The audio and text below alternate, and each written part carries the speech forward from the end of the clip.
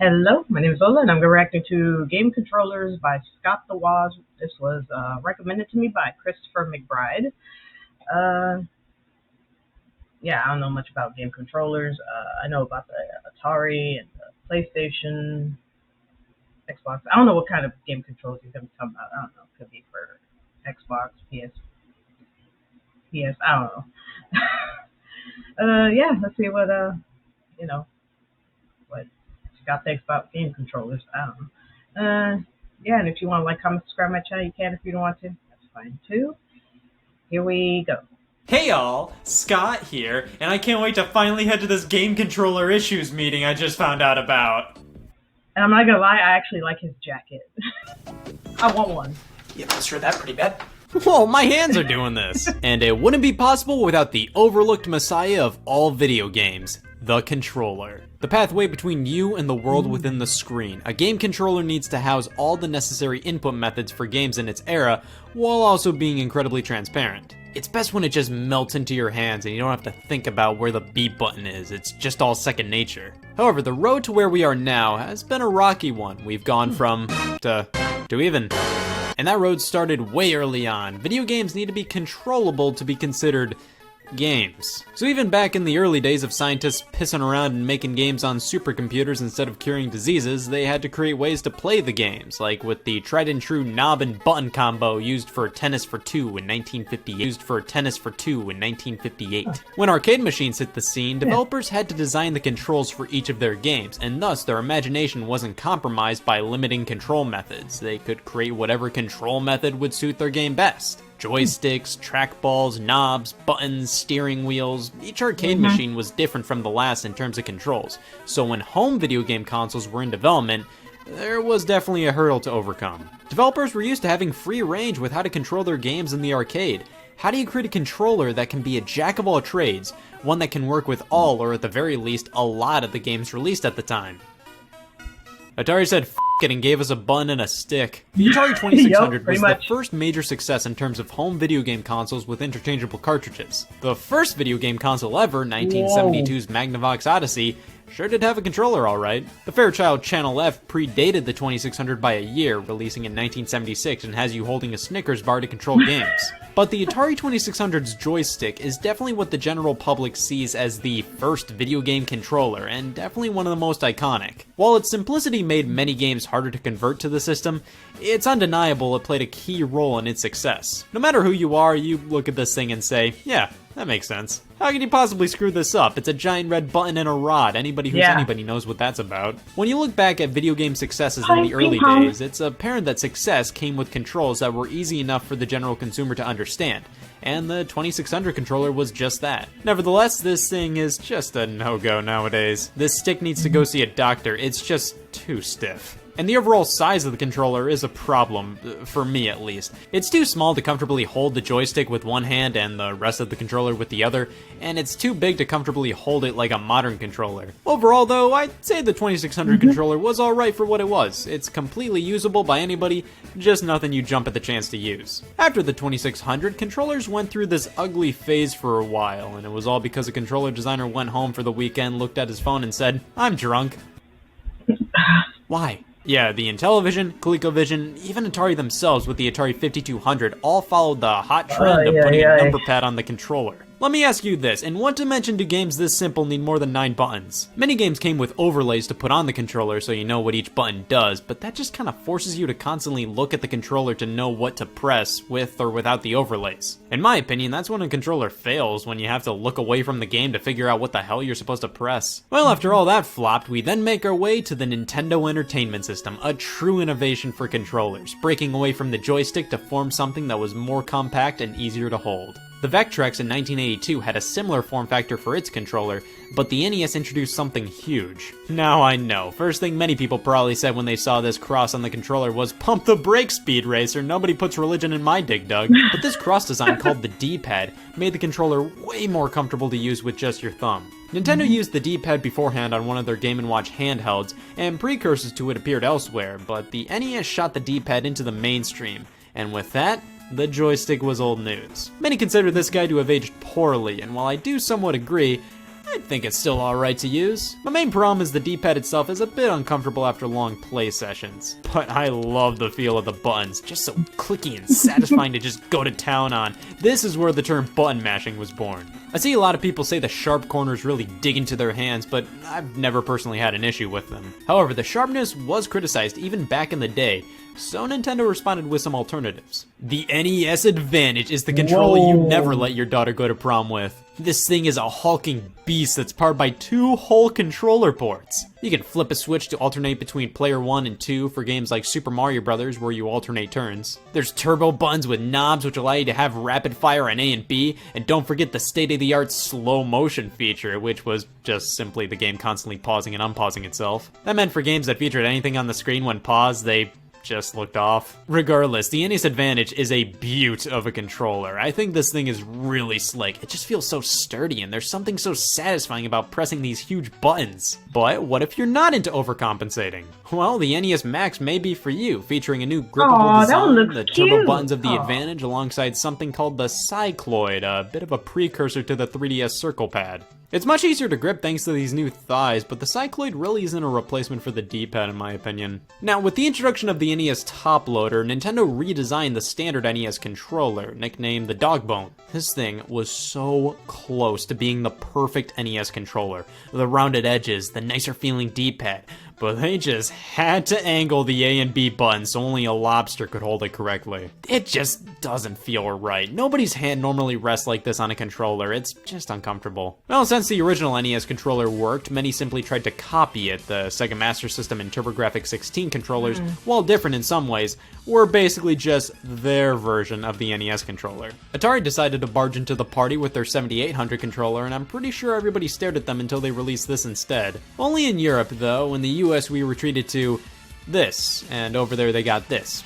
Lucky them. Of course, Sega had to do something different with the Sega Master System's follow-up, so they brought out this 3-buttoned hunk. Anybody else ever realize just how big the Sega Genesis controller really is? Like, whoa. This guy has some meat on its bones, but weirdly enough, it only has the same amount of buttons as the NES controller. Like, it doesn't have a select button, so even though it has 3 face buttons, they both have 4 in total. That led to problems down the line when fighting games were coming over, which required more buttons, so Sega crammed some more in with the introduction of the 6-button controllers. Shove your hand between the couch cushions and you'll find various Sega Genesis controllers, each different from the last. Like, Sega released so many Genesis controller variants, It's crazy. They're all different in terms of design, button placement, D-pads, it's ridiculous. I interrupt your regularly scheduled me with an emergency report by me. Controllers made by other companies, not the console manufacturers themselves, are running rampant. And most are up to no good. This is the third-party controller watch list. Our mission statement is to bring more awareness to shit. Here we have the TAC-50 joystick for your local Sega Genesis system. It falls in line with the rest of the, I guess if that's what you want sort of thing, controllers. It's not bad, but it doesn't necessarily work well with the vast majority of the Sega Genesis library. It does have these suction cups on its base, which makes it harder to move around on a coffee table, and it also looks pretty good on a windshield. The 6-button controllers are fine and good, but the 3-button one is the classic, the one my mind immediately shoots to when Genesis is on the mind, and it's a solid controller in its own right. It may be a bit bulky, but it feels good. However, it was completely outdone by the makers of Chibi Robo Ziplash. The SNES controller is magnificent. It may not be my favorite of all time, but it does so much so right. The buttons are lined up in this beautiful way where it's so comfortable to use your thumb to press the Y button with the rest of it resting on B, ready to use at a moment's notice. Excellent for games like Super Mario World or Mega Man X. Shoulder buttons came swinging in, L and R, with all buttons in the D-pad feeling exquisite. Couple that with the rounded shape, and this is something that dreams are made of. Weirdly enough, with the release of the Super Nintendo Classic Edition in 2017, Nintendo re-released a new version of the controller with a less glossy, rougher type of plastic for the controller shell. And I gotta say, I actually prefer the new release. It just feels a bit better in my opinion. Atari, just go home. The Atari Jaguar you're brought drunk. back the Go classic home. number pad. I'm sure they looked at Sega combating Nintendo by adding more buttons to their controller and shrieked, "Yep, that's the next big craze. More than 12 buttons. The kids will love us." Next up, the original PlayStation came to be due to a failed partnership between Sony and Nintendo, which would focus on a CD add-on for the SNES. After that bust, Sony created their own console based on their knowledge from working with Nintendo, which is pretty obvious looking at the controller. I sometimes forget how similar the PlayStation and SNES controllers are. I mean, fundamentally, the only main differences are the D-pad, 2 sets of shoulder buttons, and thighs. That's it. However, the PlayStation controller finally became a man with the DualShock. Look at the size of these things! This redesign features Meteor triggers, a rumble feature, and dual analog sticks. The rumble and analog were obviously responses to the Nintendo 64's controller, which came before it, and we'll get to that in due time.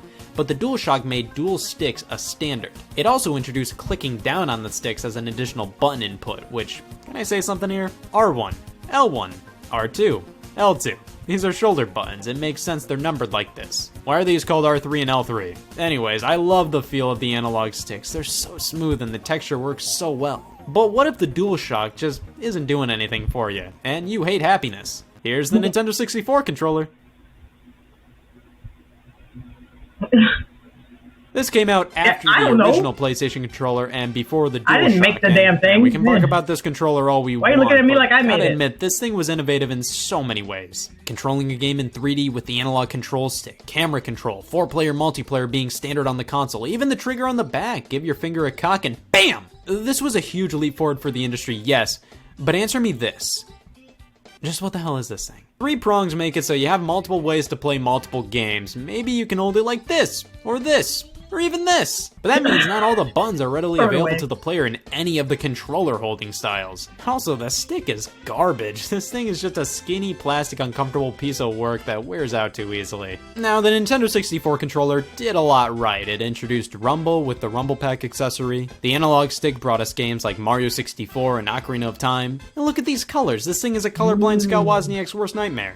Yep, I don't like this controller. Moving on, the Sega Saturn controller was pretty decent. Basically just an evolution of the Genesis 6-button ones with shoulder buttons this time around. But Sega also introduced the 3D control pad for a few games, specifically Nights into Dreams. And this controller leads us into its immediate successor on Sega's last home console, the Sega Dreamcast controller. Yep, I don't like this controller. Now, is this controller as bad as the Nintendo 64's? What the hell is that? It actually has a layout that makes sense. Well, this stick is just not comfortable. This was still when many companies didn't realize that hard plastic on an analog stick isn't mankind's favorite thing out there. Also, why does the wire come out of the bottom? There's a groove for you to pop the cord in near the top, so that way it's pointing in the right direction, which just kind of comes off as a slight fix to a design oversight. At least the triggers were analog, which was a solid innovation. It definitely made racing games more realistic. But who could forget the VMU, the memory card with a screen displaying info or housing its own games to be played? But that! PlayStation's back, baby, with the PlayStation 2's all-new DualShock 2. This is the same controller, except the face buttons are now analog, which is dumb. Why do you need the triangle button to be pressure sensitive? Why? It felt like they just assumed analog inputs were the next big thing, but you don't need it for everything. Well, moving past that, be pressure sensitive. Why? It felt like they just assumed analog inputs were the next big thing, but you don't need it for everything. Well, moving past that, we have the introduction of the Xbox brand, and with it, holy shit. Well, I can tell you first off, that was the easiest Easter egg hunt I've ever been a part of. This controller does get a number of things right. Number 1, giant f***ing Xbox logo. The Duke, as it's referred to now, is a behemoth. It's big for the sake of being big. There's no reason for it to be this way. Now, it's completely usable, but it's just not that great when you get down to it. Like, what is this? Seriously. Also, the dual sticks just feel weird. Like, the left one has a large concave area, and the right one has a much smaller area, which honestly feels like it's convex. God, I need a shower.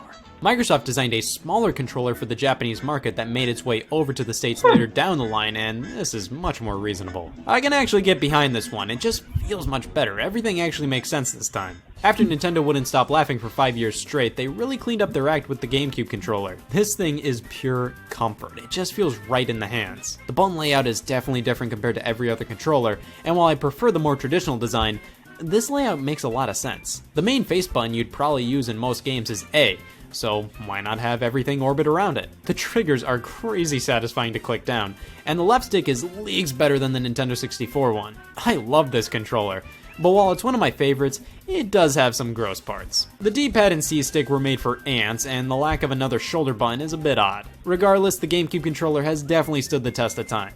These pesky wires, man, what is this, the year 2000? That's where the Wavebird comes in, a wireless variant of the controller. It uses radio frequency to transmit the wireless signal. Wireless controllers were around for a while, but most used IR, like a TV remote. You had to keep them pointed to the adapter for them to function properly. But all you had to do with the Wavebird was match up the dials on the controller and the adapter, and you're all set. While it wasn't the first wireless controller, I'd argue it's the first truly great one. You can go all around the room with it, and it works perfectly. The only main downside compared to going wired is that it doesn't include rumble and it takes batteries. Was the GameCube C-Stick not small enough for you? Well, do I have a bad controller for you? Introducing the GameStop branded wireless GameCube controller. Too small and uncomfortable for any of you with hands out there. The analog stick keeps with the tried and true tradition of hard plastic to make sure you hate it even more, and the buttons reek of loud plastic cheap. Also, it's been reported that if you do touch a controller like this, you will most definitely contract bed bugs, damn it. Wireless was truly the next step for controllers. We make our way to the Xbox. Yeah, that controller, like, it looked like it was made for a child. Like, it looked like something you would give to a 5-year-old. Like, oh, here you go, your first controller. That's what it looked like. 360, which has one of the most acclaimed controllers of all time. Cool. I mean, there was nowhere to go but up after this thing, but everything is just so finely tuned and makes for a perfectly balanced controller. Minus the D-pad. Microsoft later released 360 controllers with this transforming D-pad where you can have it like a traditional one or go back to this garbage. Personally, I have no clue why you'd want anything other than the more traditional D-pad, but I don't care, this thing is fun to twiddle with. Next up, the PS3 controller. Jesus Christ, guys, it's been over 10 years at this point, and you still haven't moved on? To be fair, Sony was set to go with an all-new design for the PS3 standard controller. I've never been so happy to see this design come back. The 6-axis controller was there for the first few years of the PlayStation 3's life and was basically the DualShock again, but now wireless with motion control capabilities and no rumble. Sony later released a traditional DualShock 3, rumble and motion controls included. Now everything was going pretty smoothly with controllers at this point. The 360 really hit it out of the park, the PS3 was going with a time-tested design, and Nintendo... yeah, the PS3 controller may have had some motion controls, but the Wii Remote Fallout embraced them. There are definitely things I love and hate about this controller. When it works, it really works. When it doesn't work, it really doesn't work. We only have a D-pad on the remote with a few buttons on the front and a trigger on the back. It may seem limiting, but the controller was smartly designed to be usable in a multitude of ways. Like a TV remote, on its side like an old school NES controller, with the nunchuck attachment that actually gives you a stick, or inside a countless supply of plastic shit. I really admire how creative they got with uses for the Wii Remote, but I'm not gonna lie and say this thing is a great controller. The sideways control method isn't my favorite. I'm just not a huge fan of this D-pad or these buttons. And like I said, the motion controls are definitely hit and miss. However, Nintendo did release the Wii Motion Plus add-on and the Wii Remote Plus to enhance the motion capabilities, and I gotta say with these, I'd say the Wii Remote is pretty alright. Motion is pretty accurate now, and when used properly, it can be a really fun controller. But if you're more into the traditional side of things, might I suggest the Wii Classic controllers. They plug into the bottom just like the that one looks like a bar of soap. nunchuck, and man, I forgot how decent these things really were. The original is quite derivative of a Super Nintendo controller, but includes some modern additions like two sticks that are way too close together, and buttons I like to refer to as, you call these triggers? There's also this mystery button on the top, which, correct me if I'm wrong, but I don't think this was ever used and still don't know what use it was ever going to have. The original classic controller was great for retro games, but a bit lackluster for more modern ones, so let's flip that around. Here's the Classic Controller Pro. It's much more akin to the PlayStation 2 controller and is great for some of the more hardcore Wii games out there. Nintendo then put the Wii Remote in Photoshop, gave it a little of this, a little of that, popped a screen in the middle, and blam, Wii U gamepad. It gets a bad rap. It's huge, unnecessary, and clunky. Listen, I'm with you on a lot of that, however, I found this controller to be wildly comfortable to use. The grips are nice and all the buttons and sticks are large and feel great. The problem is, this guy. The screen isn't the worst, but certainly not the best. And its use in some games was just annoying, and it led to one of the worst battery lives out there. The gamepad doesn't hold a charge well at all, so if you charge it up and don't use it for a week, chances are when you pick it back up, it's gonna be dead-zo. Also, you have to charge it via a separate power adapter, not the Wii U itself. And just so much garbage was thrown into this thing, I'm pretty sure you could survive in the wilderness for a week with just this. A camera, NFC, TV remote, knock it off. Almost none of that is needed. Except I will say the TV remote was pretty useful. Like with the Wii Remote, if you're not into all of this, Nintendo offered a Pro Controller, and get ready Wii U Pro Controller Defense Force. I don't like this controller. It all has to do with the fact that the buttons are on the bottom. It's just so annoying and stupid. This format worked on the gamepad because it was so big. The buttons were placed in a perfectly usable location, but here, it just doesn't work for me. Also, the triggers feel weird, man. I think it's because they aren't analog, yet they're designed just like the 360s, which are. The Wii U gamepads were these fat patios for you to click, and they felt good. These, not so much. At least this controller lasts up to 80 hours on a single charge, which is something the gamepad definitely can't say. However, both got on my bad side for having this gross glossy finish. Like, this looks good in pictures and for 2 seconds after you open the package. Anytime afterwards, welcome to Fingerprint Avenue. Now I don't own this thing anymore due to unforeseen circumstances. If I could sue a game controller, I would first go after whatever the hell this third-party Wii U controller is, and then sue the Wii Remote for deception. But I do remember everything about it and how it was the definition of everything a falsely advertised product was. This controller was trying to scam people into thinking it was a Wii U Pro controller. However, it turns out it was fundamentally just a Wii Remote and Wii Classic controller all in one. Now, the idea of having a standard controller with the capabilities of a Wii Remote and Classic controller all in one is great. The problem was this controller was terrible at everything it did. The build quality was cheapo, the buttons felt like mashed potatoes. The only reason why anybody gave this controller any attention was the fact that there was a Super Nintendo and Super Famicom color scheme available. The PS4 controller actually switched some things up compared to the PlayStation controllers of the past. They went for a new, more ergonomic design, and I think it worked out pretty well. There's this touch bar now, which I personally haven't found all too useful, a light bar, which just feels like an excuse for this controller to have shitty battery life, and whoa, whoa, whoa, where did the start and select buttons go? Yeah, the PS4 was the start of something dreadful. The death of start and select. Instead, we got this share button, which is useful enough, I guess, sharing photos and videos of gameplay. But what the hell is this options garbage? Well, whatever. I do have to say that while the DualShock 4 is comfortable and a decent controller overall, there are a few problems with the build quality. I don't know, it's just the one controller I consistently have problems with, and I'm not alone with that. The Xbox One controller feels a bit like more of the same from the 360 controller, but with random tweaks and changes that feel both better and worse. Like, it feels more premium in some cases, but cheaper in others. It's a bit more compact and trying to look more modern than the 360s. I think the D-pad is better and the sticks have a more grippy surface to them. But I don't know, there's something a bit off about this design. Not bad by any means, but I think I still prefer the 360s. Also, am I the only one that thinks the replacements for Start and Select make no sense? What the hell is 2 boxes and 3 lines? That finally brings us to the Nintendo Switch's supply of controllers, the Joy-Con, the controllers that come packed in with the console. The Switch is an interesting situation. It had to have controllers that have to be on the console itself to enable handheld play, but be detachable to make use of a variety of different playstyles. God, these things are too small. Listen, I adore so much about the Joy-Con, but they're basically taking everything in modern controllers and cramming them into something you'd find in a dollhouse. I mean, these things have a lot going on in them. A full suite of buttons and sticks, new HD rumble, motion controls, NFC. They're perfectly usable, just not that great. I love the idea of how they were designed to be used as 2 separate controllers, but is this a way to live? The shoulder buttons for the individual Joy-Con are miserable, so much so that Nintendo supplies straps to slide on for better ones. Using them together is alright, however, they're still more akin to the Nintendo 3DS controls compared to most home console controllers. For me personally, I go for the Switch Pro controller. This thing is truly no nonsense, it gets right to the point. It uses a button and stick layout that makes me swoon. The texture of it all feels great, nice big meaty buttons, a solid battery life, all the technology from the Joy-Con. This is what you call a controller. I always keep the Joy-Con attached to the Switch for when I want to play portably, and keep the Pro Controller on standby for home console use. And that is a basic history and review of most of the major video game controllers. We've gone through a lot, and while not all of it has been great, it's all led to where we are now. The inception of motion controls, the pause button, the introduction of analog control with the 1292 Advanced Programmable Video System. Jesus. Experience with number pads, trackballs, screens, these successes and failures helped us form some of the greatest game controllers out there. Don't immediately bat away new features and gimmicks introduced in controllers because they may be huge steps in the right direction for the industry. They may not be talked about as much as the games or consoles themselves, but they are some of the most important aspects of the video game industry.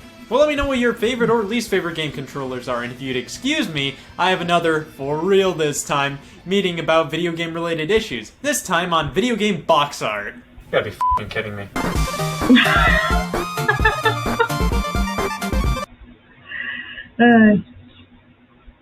Yeah, I mean, like, you know, like everything that we have now, like, you know, there had to be tests, you know, things that like things are put out, you know, to get people's opinion, you know, see what works and what doesn't, you know, see what we keep and see what we take out, you know. That's, you know, how we got to having, you know, the TV, the remote, the controllers, the phone, you know. It's you know, it's you know, it's like evolving, you know.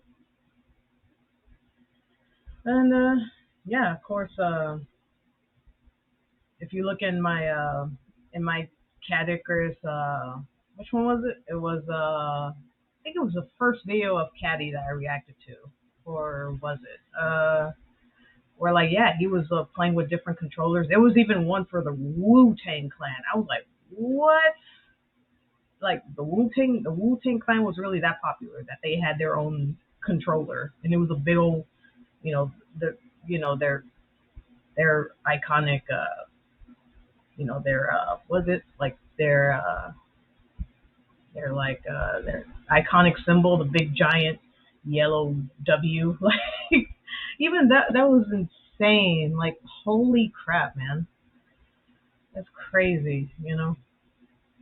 And they had that one that looked, yeah, like Caddy said, it looked like a giant, like flying, like a steering wheel. Like there was one where, you know, you had to hold it a certain way or else it wouldn't work. And you had to like turn it, not like this, like a steering wheel, but like this. Like it was so uncomfortable and weird. Yeah. Anyway, yeah, that's my reaction to Game Controllers by Scott the Woz. And yeah, everyone take care of yourselves and each other, and I'll see you in the next one.